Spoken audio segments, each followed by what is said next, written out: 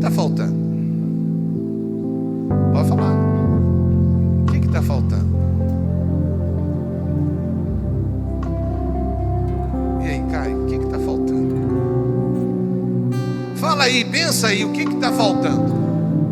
Eu quero então entrar, e eu quero que você abra aí, Bruno, Eclesiastes 2, e eu quero que você tenha um pouco de paciência, porque nós vamos entrar agora lendo um capítulo que Salomão escreveu acerca do que está faltando. E quando eu ler isso daqui, vocês vão ver 3 realidades claras, que são essas que eu falei. O que está faltando sempre está relacionado com alguma necessidade nossa. Ou é uma necessidade, ou é um desejo. Às vezes não é uma necessidade a resposta para o que está faltando. Às vezes eu nem preciso, mas eu desejo. Não é verdade? Então às vezes é uma necessidade, às vezes é algo que eu desejo. Mas também tem uma terceira, que é algo que Deus me falou outro dia. Eu virei para a Lília, estava no carro, quando ela me falou a palavra comparação. E quando ela falou, o Espírito Santo, eu dirigindo, falou assim: é isso que está faltando. Está faltando na pregação. Não é que está faltando mesmo, mas a verdade é que também existe essa realidade para o que está faltando, é comparação. Às vezes não é uma necessidade e nem sempre é um desejo, mas por causa da comparação que você estabelece na sua vida, você acha que está faltando, porque o outro tem e você não tem. E isso acontece tanto a nível pessoal como a nível de família. Está faltando isso na minha família, olha a outra família. Está faltando isso na minha igreja, porque olha a outra igreja. Então o nível de comparação cria faltas. Faltas que nem sempre são necessidades. Faltas que nem sempre são de fato desejo meu. Às vezes eu nem quero, mas eu vejo o outro tendo e eu falo: mas para mim está faltando. Mas eu nem quero isso, mas está faltando. Então essas 3 realidades, o nosso querido, creio eu, irmão, espero que no final da vida dele tenha se arrependido de todas as bobagens que ele fez. Mas ele disse assim, e eu quero ler com você o capítulo 2. Capítulo 2, nós vamos estar lendo juntos.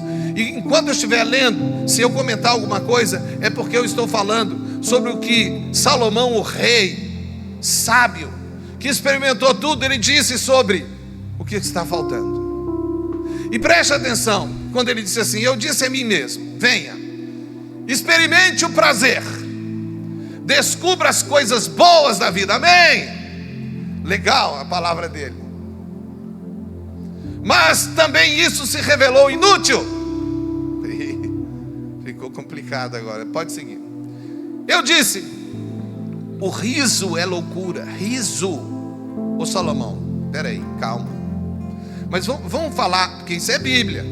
O riso é loucura. Para que serve o prazer? Com a mente investiguei como estimular o meu corpo com vinho, mantendo-a, porém, orientada pela sabedoria. E como acolher a insensatez? Eu queria saber o que vale a pena debaixo do céu, nos poucos dias da vida humana, 80, no máximo até 120 anos. Realizei grandes projetos. Ei, nós estamos falando de Salomão. Construí casas, plantei vinhas para mim. Quer dizer, casas, ele não tinha uma casa, ele tinha várias casas. Na verdade tinha palácio. E não era qualquer um não. Os reis vinham de todos os lugares para ver os palácios e as casas de Salomão. Eram maravilhas. Ele plantou vinhas, ou seja, ele teve mais de uma empresa. Na verdade aqui fala de algumas empresas que ele montou. Fiz jardins e pomares, e neles plantei todo tipo de árvore frutífera. Construí também reservatórios para irrigar os meus bosques. Agora não é nem mais jardim, é bosques verdejantes e verdejantes. Uau, comprei escravos e escravas. Bom, a gente não é a favor da escravidão, né? Mas existia isso. A gente pode até falar de servos também, empregados, funcionários. E tive escravos que nasceram na minha casa.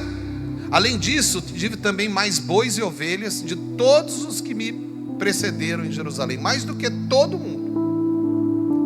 Ajuntei para mim prata e ouro, tesouros de reis e de províncias. Servi-me de cantores e cantoras, também um harém, as delícias dos homens. Salomão teve 1000 mulheres,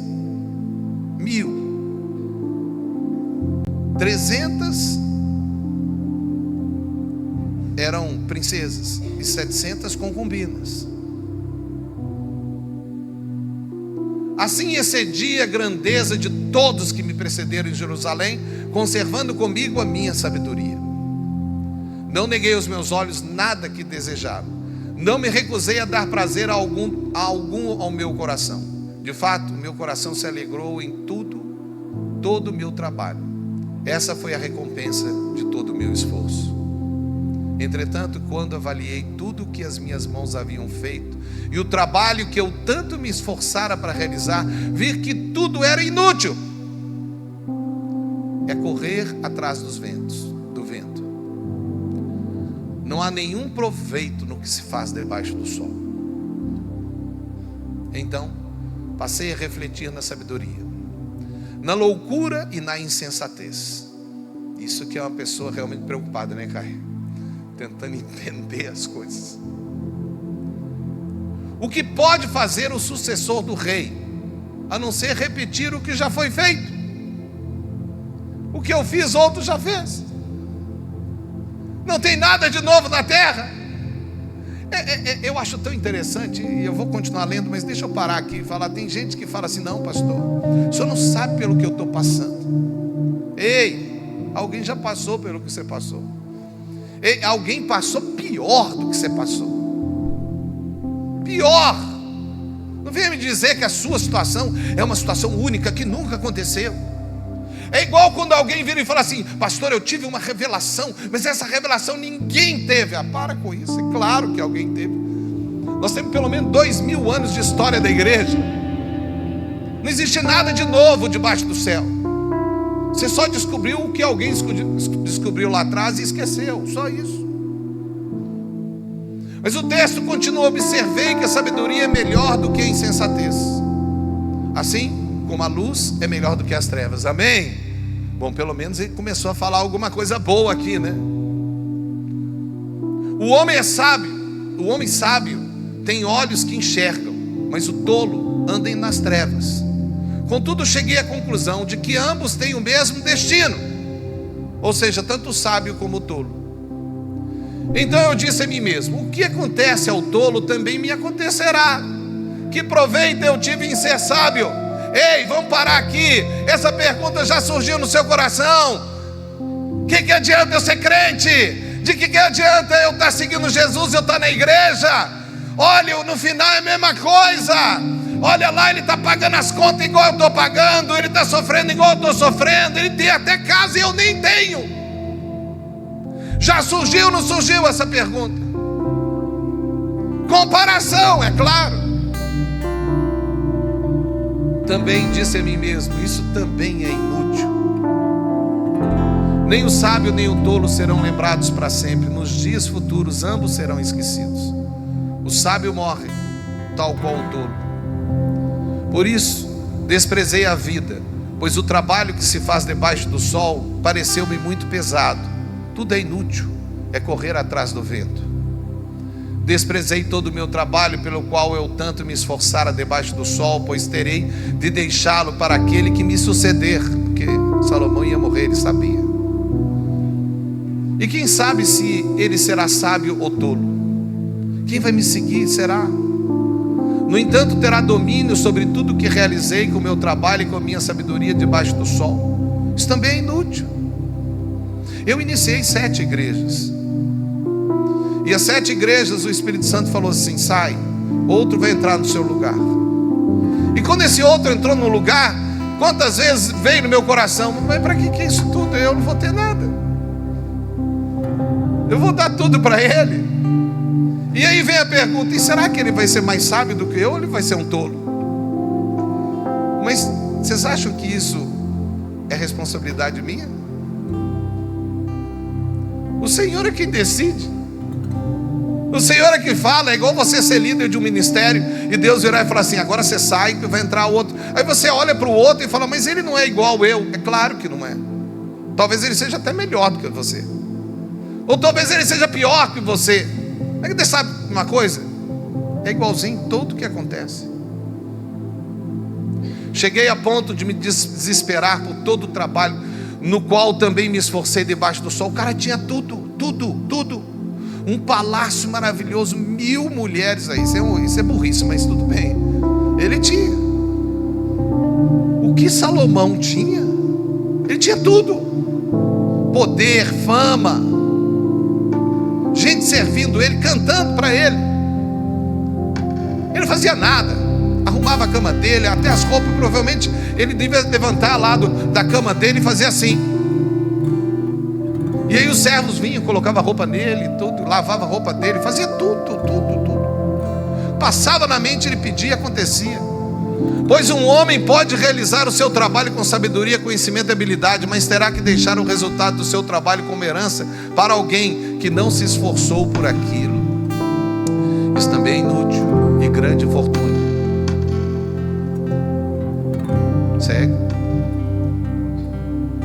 Que proveito tem um homem de todo o trabalho e de todo o empenho com que se esforça debaixo do sol? Que proveito? Todos os seus dias estão cheios de pura dor e de tarefas frustrantes. Nem mesmo durante a noite seu coração descansa. Isso também é inútil. Para o homem não existe nada melhor do que comer, beber, encontrar prazer no seu trabalho. E vi que isso também vem da mão de Deus. Olha, agora ele falou um negócio interessante, né? Mas isso vem da mão de Deus. Pois sem ele, quem poderia comer ou encontrar satisfação? Agora ele está começando a melhorar a conversa, não é verdade? Ele está falando sobre Deus.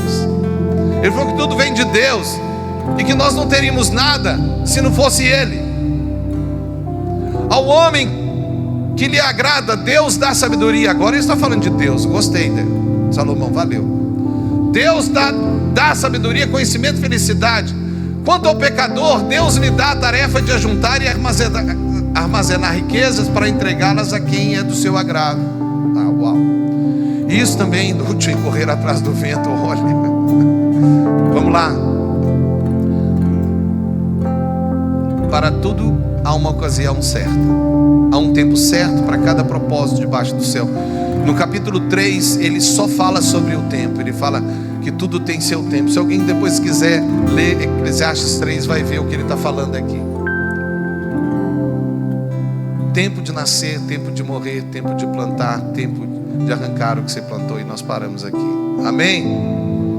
Eu não vou continuar o texto aqui, mas eu quero mostrar como que Salomão ele falou tudo isso. E quando eu ouvi tudo isso, eu creio que nós podemos incluir tudo que está faltando. Amém? Agora a minha pergunta é: o que está faltando para Salomão? Pode alguém aqui me falar o que está faltando para Salomão? Porque ele tinha tudo. Tinha casa. Se tivesse carro do nosso jeito, ele teria uma Maserati, uma Ferrari. Vocês estão entendendo? Ele devia ter as carroças mais bonitas, de ouro, que eram os carros da época. Ele tinha tudo, gente. Ele tinha tudo. O que está faltando? Era para chegar para Salomão e falar: Salomão, o que está faltando para você? E a minha pergunta aqui para você: o que está faltando para você? Será que você... Eu imagino que nós aqui temos muita coisa faltando. Eu não tenho um carrão Maserati, nem casa eu tenho. Eu já tive, vendi. Nem dinheiro eu tenho direito. Salomão tinha dinheiro que ele precisava. Salomão tinha tudo que ele queria. O que está faltando, Salomão? Eu sei que quando eu faço essa pergunta para você, você vai ter uma lista talvez gigante. Tem gente que tem lista maior do que a minha. Se a gente fizer uma lista do que está faltando, a gente vai ficar assustado. Mas Salomão, eu trouxe o cara que aparentemente não está faltando nada. E ele vira e fala assim: se tudo é inútil, é correr atrás do vento. Ele tinha tudo, não faltava nada. E nós, o que está faltando? Seja uma necessidade, seja um desejo, ou seja algo por causa da comparação, que nem sempre é necessário, ou que ainda não é para ser, mas será. Eu poderia colocar aqui falta de carro, de casa, de emprego, de dinheiro, até de pessoas.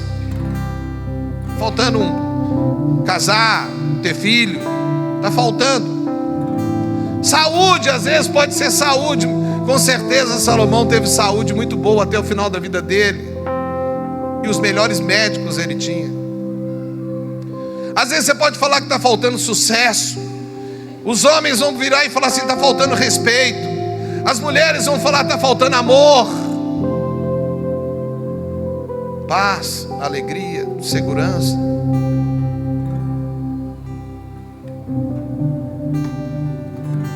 O que está faltando? Talvez a gente possa chegar naquele raciocínio que eu vou chegar agora. Preste atenção, amém? Está faltando meu chamado.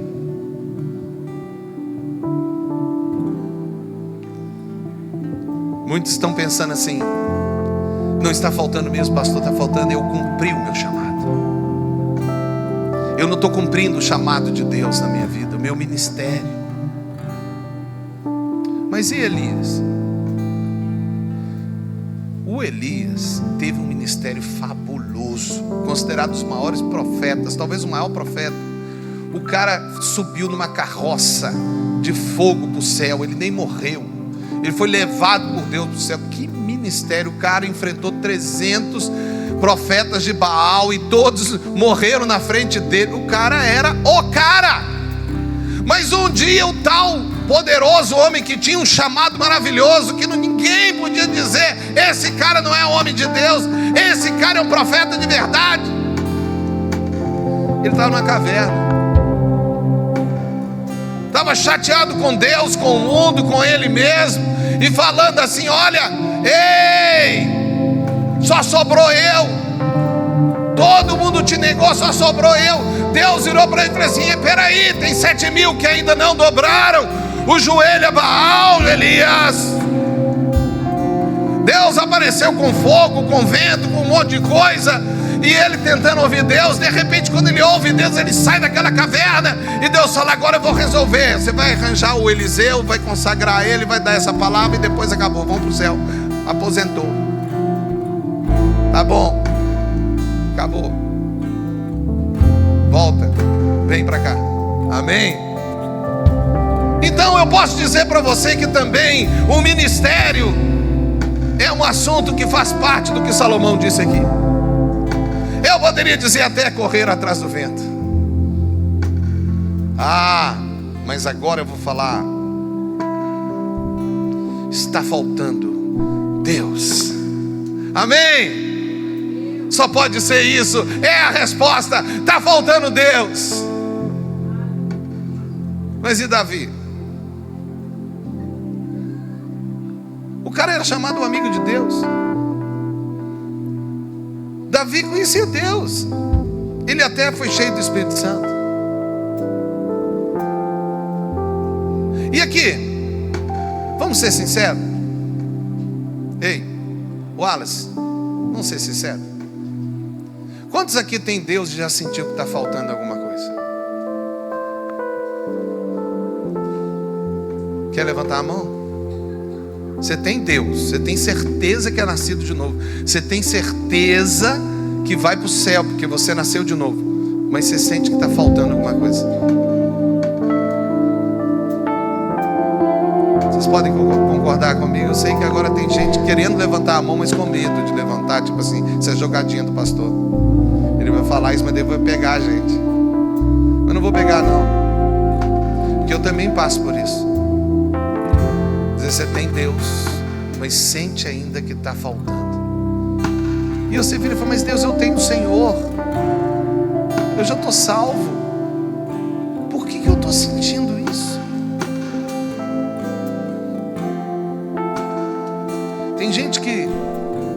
larga Deus, larga tudo.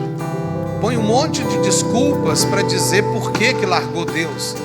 Porque quando uma pessoa larga Deus ou larga a igreja, o culpado sempre é o outro. Foi o pastor que não foi muito legal, que falou uma coisa que não foi legal. Foi o irmão que não cumprimentou, que passou direto e nem falou bom dia. Foi o cargo que você tinha que foi tirado. Foi algo que aconteceu. A culpa é sempre dos outros. Deixa eu te falar, a culpa é só sua. Se você largar Deus e largar a igreja, a culpa é só sua. O resto é desculpa. E você vai falar, o que está faltando?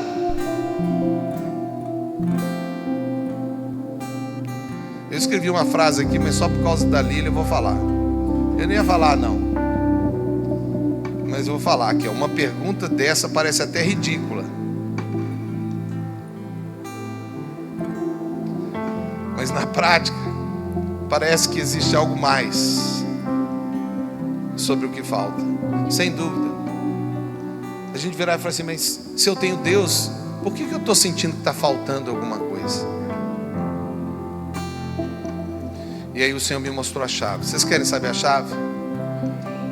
Vocês querem ter uma resposta para essa pergunta? Quem quer ter? Porque agora eu vou mudar a sua vida. Você quer que sua vida mude? Então presta bastante atenção. Mas antes eu quero fazer duas afirmações, antes de eu dar a chave.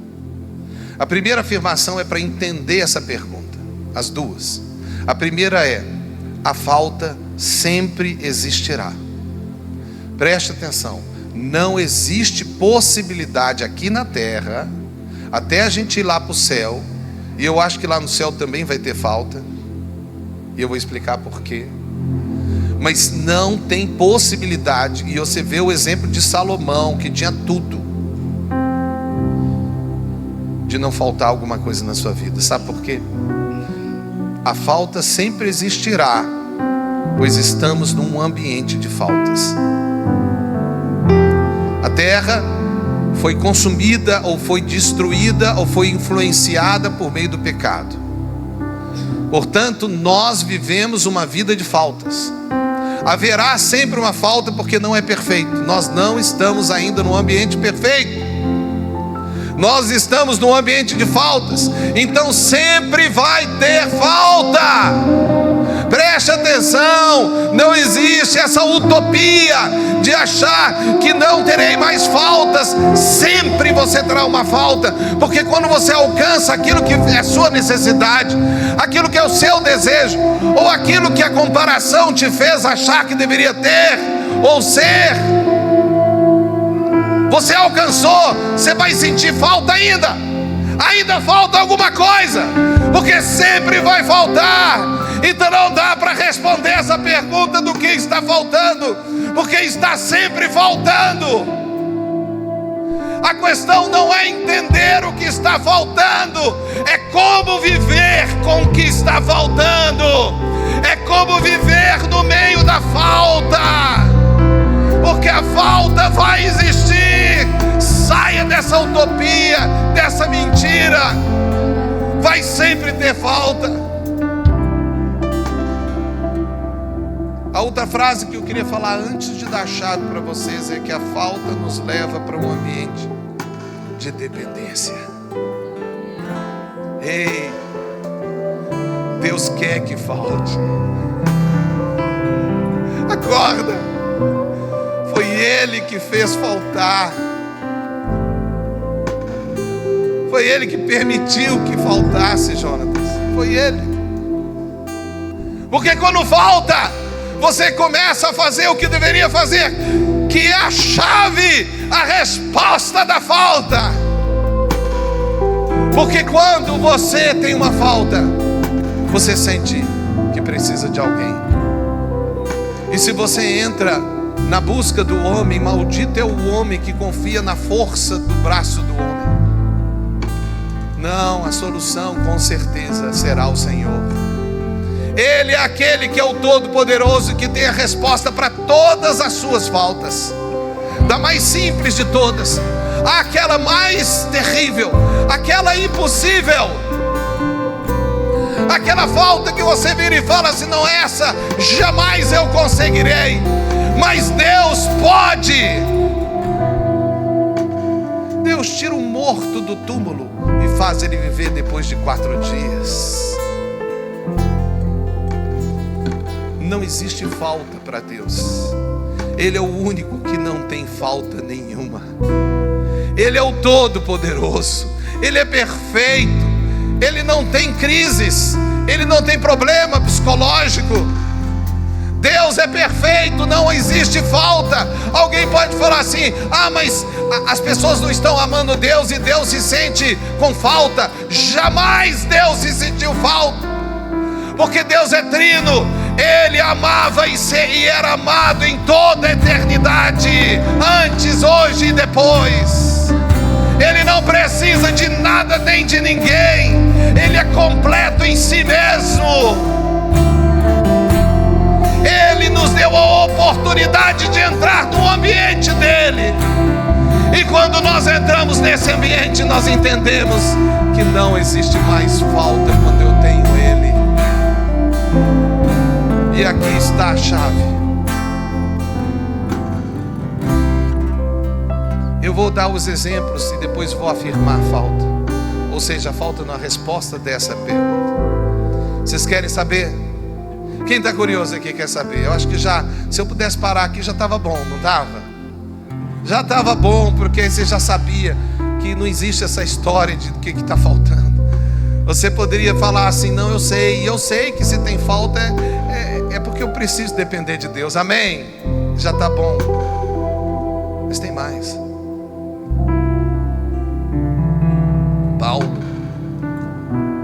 Paulo sentia que estava faltando alguma coisa. E ele foi atrás na vida dele e começou até a matar cristão, achando que estava fazendo o que precisava de fazer, porque estava faltando em Israel alguém que fizesse o que Paulo faria. Sabe o que aconteceu com Paulo no caminho de Damasco? Ele caiu do cavalo. Uma luz poderosa veio e ele ficou cego. Mas quando ele olhou a luz, ele só podia ver luz. Ele perguntou: o que aconteceu? E ele disse: quem que é você?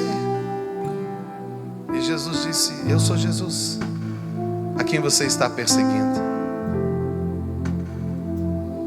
Paulo viu Jesus e a sua vida mudou. Ele ficou cego para tudo, mas ele tinha na lembrança dele aquela imagem que era a solução de todas as faltas dele: Jesus. Moisés estava tendo a vida dele tranquila lá no deserto, 40 anos, saiu do Egito, estava tudo bem. De repente ele viu uma luz lá no monte. Ele subiu para ver o que era, uma sarça que estava queimando, mas não queimava. E quando ele veio, ouviu uma voz e falou assim: descalça o teu pé, porque onde pisas é santo. E quando ele viu que era Deus, a vida dele mudou. Josué estava na guerra e apareceu perante ele um soldado, e ele falou: quem que é você? E quando ele se apresentou, e nós cremos pela interpretação da Bíblia que era o próprio Jesus Cristo que estava ali perante ele, o príncipe dos exércitos do Senhor, ele olhou e ele pôde seguir em frente naquela guerra. Jacó estava fugindo, e quando ele chegou no lugar, ele olhou e viu uma escada e anjos subindo e descendo. E quando ele viu que era Deus, aquele homem usurpador, mentiroso, mudou. Isaías, outro grande profeta de Deus, não tinha nada faltando no ministério dele. Na verdade, ele até tinha uma vida boa, porque era primo do rei, mas um profeta reconhecido. Ele estava num momento com Deus, e de repente ele olhou e viu Deus assentado no seu trono. Ele falou: quem sou eu? Eu não sou nada. E o Senhor disse: anjo, vai lá. E o anjo foi e tocou na boca dele, e ele ficou purificado, e ele pôde ouvir Deus falando. E a Bíblia fala que Deus estava conversando entre si, o Pai, o Filho e o Espírito Santo, perguntando: a quem enviarei? Quem há de ir por nós? Ele viu Deus. Pedro. Depois que Jesus ressuscitou, ele estava lá pescando, e de repente ele olhou um homem na praia, e quando ele falou assim, é Jesus, ele foi correndo, é Jesus. Agora tudo estava resolvido, é Jesus. Maria, desanimada, porque o mestre morreu. Tiraram meu mestre, Jesus, a esperança que eu tinha. Às vezes essa falta começa a nos levar para uma falta de esperança, um medo. Maria, não a irmã, a mãe de Jesus, aquela Maria Madalena, aquela que tinha sido curada dos demônios e que parece que era uma prostituta. Ela estava ali no túmulo quando ela olhou e viu o jardineiro. E ela perguntou: você levou o corpo do meu mestre? E o jardineiro virou, que não era jardineiro nada, né? Ele virou e falou assim: Maria! E ele disse: é o Senhor!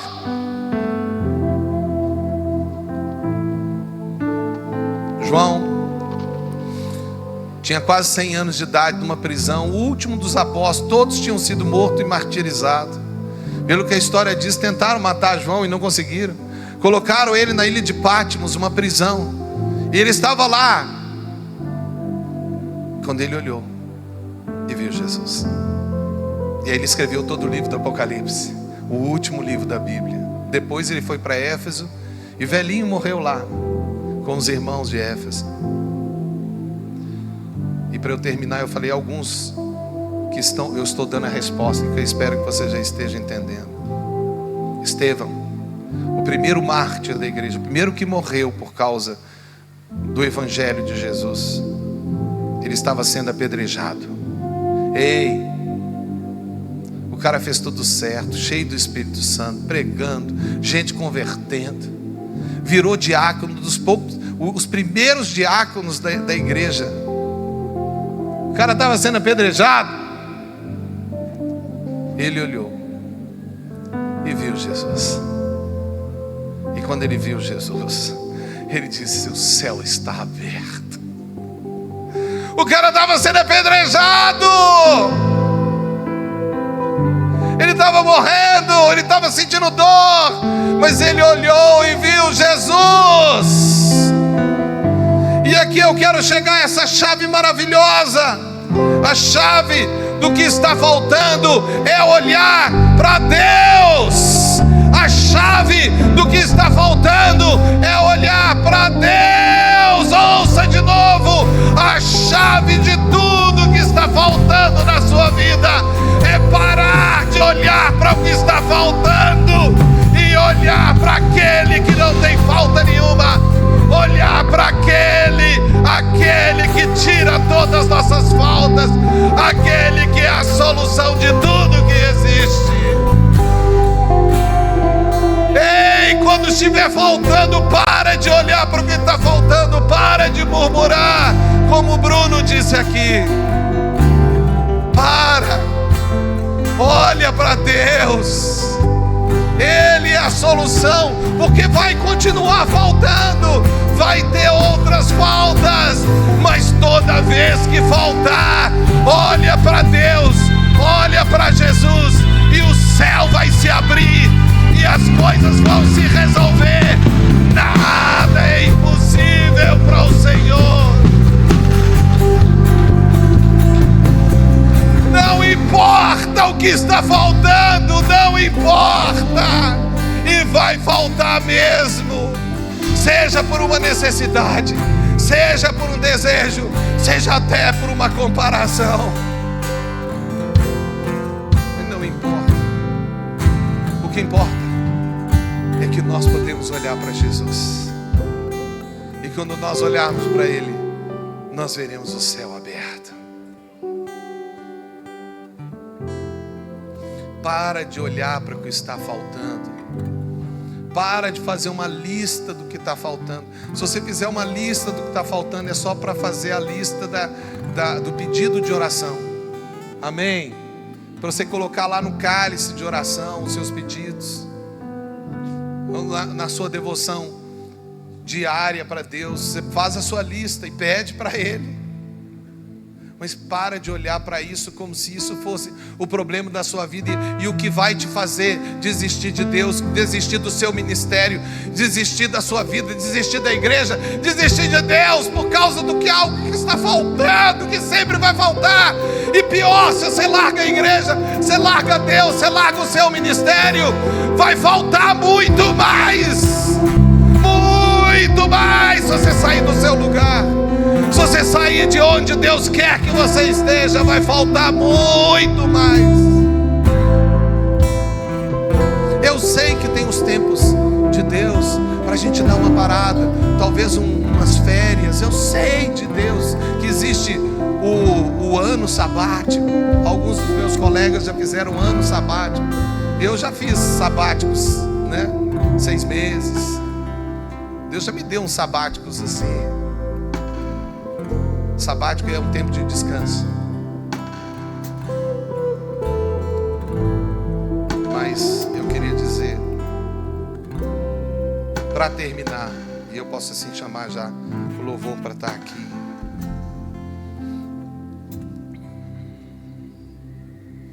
O que está faltando? Não, isso não importa. Isso não importa, sempre vai faltar. Mas eu quero terminar mostrando agora mais um passo maravilhoso. Porque quando você descobre que a solução é olhar para Deus. Ei, presta atenção aqui, eu queria que todos ouvissem. Todos estão aqui, especialmente a minha liderança, meu conselho está aqui. Ouça o que eu vou falar agora. Vocês acham que eu não olho para essa igreja e vejo um monte de coisa faltando? O que vocês acham? Vocês acham que eu sou tolo? É óbvio que eu olho para os ministérios dessa igreja e vejo um monte de coisa faltando. Eu olho para o louvor e vejo coisa faltando. Eu olho para o púlpito e para mim mesmo pregando e vejo coisa faltando. Eu olho para os meus líderes e vejo um monte de coisa faltando dos meus líderes, até naqueles que eu estou indicando para ser pastores, que são 11. Eu vejo neles um monte de coisa faltando. E talvez até eu vou descobrir essas coisas. Talvez eu nem vou descobrir. Às vezes Deus não mostra. Sabia que Deus às vezes não mostra? Estava lá 12 discípulos e um roubando de todo mundo. Jesus sabia e não contou para ninguém. O Judas era ladrão, Jesus sabia. Mas ele não falou para nenhum dos 11. Provavelmente, como eu já disse antes, que se falasse Pedro e João, talvez Pedro e João iam subir em cima de Judas com um burrete e falar: some daqui, seu ladrão, vagabundo, some. Ele te deu aqui posição de caixa, você roubando. Mas se Jesus tivesse falado que Judas era um ladrão, o pessoal ia fazer o que Deus não queria que fosse feito. E você sabe que às vezes Deus não mostra nem para mim. Deus me esconde às vezes os erros das pessoas. Porque se eu soubesse, eu falar: não, mas eu não vou botar esse cara na liderança com isso. Mas Deus quer que ele fique na liderança. Deus não fala nada comigo. E Ele já me jogou várias vezes a situação. Eu pus alguém na liderança, passou um tempo, eu descobri. Falei: meu Deus, como é que eu coloquei? Aí eu olho para Deus e falo: o Senhor me enganou, né? Esse não tem condição de estar. Deus, espera aí, não tem. Eu já cheguei para Deus e falei assim: Deus, esse eu não consigo mais. E agora, o que eu faço? E eu vi Deus falando: pode deixar, eu vou tirar ele. E tirou mesmo. Não sei porque que ele faz isso. Talvez era porque tinha que ser assim. Talvez até eu errei também. A gente erra também, não é verdade? Mas até no erro Deus tem planos. E Deus sabe como nós somos errados. Deus sabe que está faltando coisas em nós. Alguém pode olhar e entrar no ambiente da comparação com essa igreja, Lagoinha Chaves, e olhar para outra lagoinha aí no mundo, Alphaville. Em Daniel, Alphaville. 3.000 voluntários. Só voluntário, não falando de membro não. E alguém pode falar assim: mas está faltando. É lógico que está faltando. É ridículo pensar que não está faltando o que tem lá, ou numa outra igreja maravilhosa aqui em Portugal, na Espanha, na Inglaterra ou lá no Brasil. É lógico que está faltando. Mas sabe uma coisa que eu aprendi, eu quero ensinar para aqui meus líderes, meus futuros pastores, ouçam o que eu vou falar. Eu sei que está faltando, mas eu não estou olhando para o que está faltando. Eu estou olhando para aquele que vai fazer o impossível. E se Ele colocou quem quer que seja na liderança dessa igreja, nos ministérios, ou mesmo você veio para essa igreja e é membro dessa igreja, ou quem sabe um participante, você talvez, eu possa até falar assim, mas esse não importa, eu não olho para ele, eu olho para o Senhor. Eu nem olho para Lagoinha Chaves, eu olho para o Senhor de Lagoinha Chaves. E eu creio que tudo que está faltando, Ele vai providenciar. E eu não vou desistir de ninguém, como Ele não desiste de ninguém.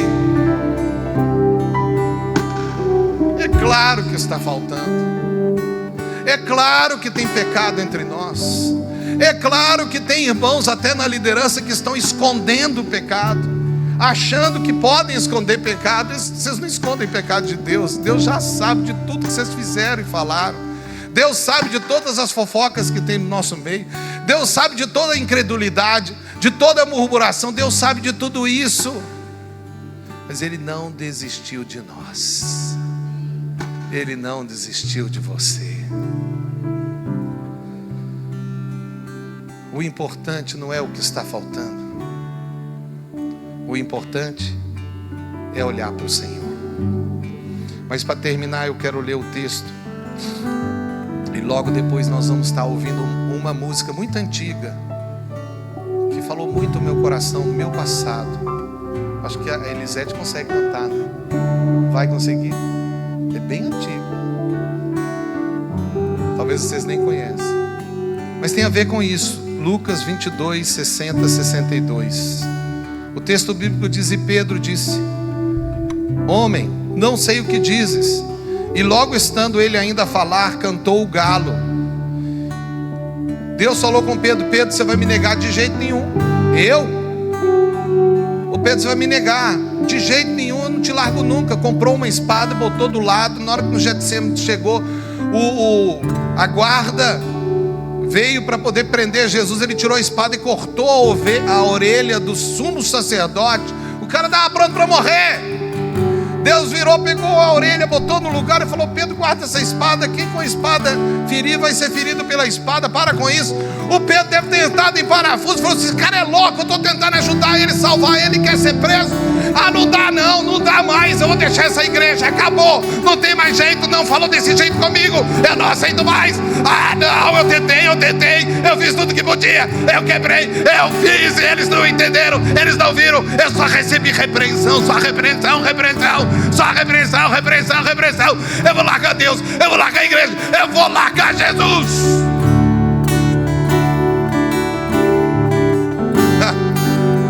Ele foi andando, que ele não aguentava. Ele foi ver o que aconteceu com Jesus. Na hora que ele chegou lá, ele negou Jesus 3 vezes. Um chegou e falou assim: você estava com eles? Não. Aí eu vi que você estava. De jeito nenhum. Eu tenho certeza. Não, aí se praguejou lá. 3 vezes. Mas sabe o que aconteceu? Aconteceu um milagre que pode acontecer na sua vida. Porque virando o Senhor que estava lá. Pedro estava aqui e o Senhor estava lá. E o Senhor virou. E a Bíblia diz: olhou para Pedro. E Pedro, com certeza, olhou para Jesus. E quando Jesus olhou para Pedro e Pedro olhou para Jesus, a Bíblia diz que ele se lembrou da palavra do Senhor.